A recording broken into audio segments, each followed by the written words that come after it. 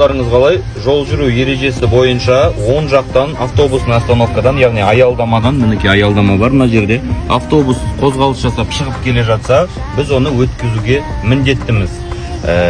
Ол бізде қандай пунктта жазылған? Оны біздің оқушымыз бот айтады. 18-де 3 деп айтыңыз. 18-де 3. Молодец, бота, бәрекелді. Ол пунктта былай жазылған екен.